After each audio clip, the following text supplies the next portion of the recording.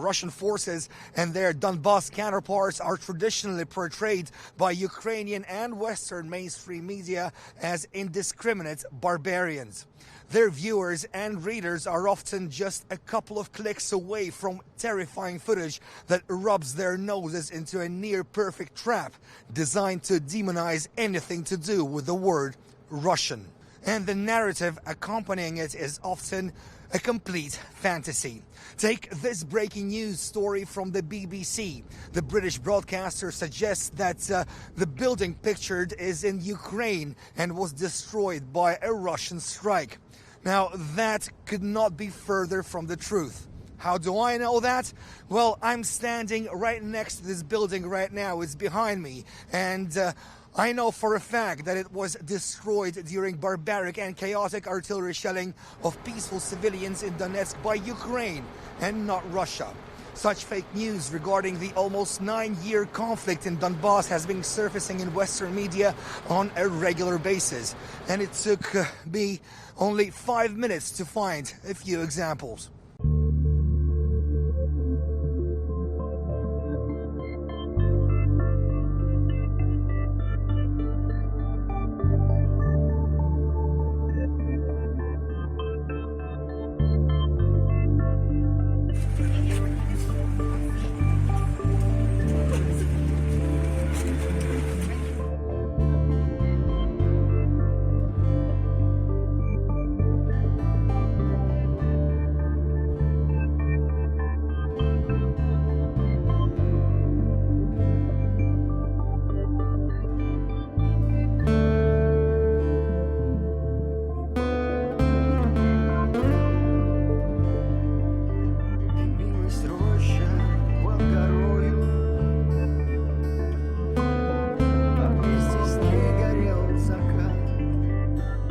And it's not just fake stories, it's the stories that they choose not to tell. Since the start of the conflict in 2014, Western media have often turned a blind eye to mass civilian casualties, atrocities and war crimes committed by the Ukrainian military and nationalist neo-Nazi battalions against the civilian population of Donbas. Thousands of people, including many children, have been killed over this period and continue to fall victim to Ukrainian aggression to this day. So, why do such tragedies go largely unnoticed by Western mainstream media? We've spoken to the authorities in charge of issuing accreditations to all media, both Russian and foreign. Now, their answer is simple.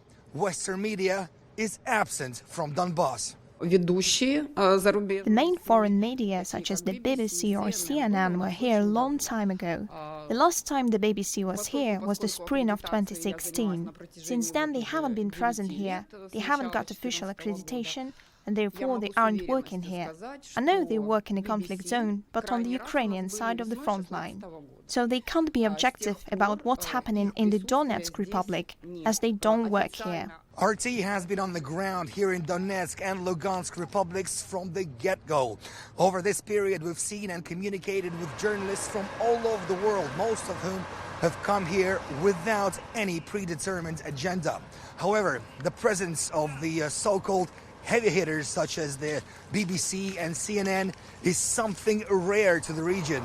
They prefer to cover the events from a distance while trying to convince their viewers of their so-called objectivity. Roman Kosarev, RT, Donetsk Republic.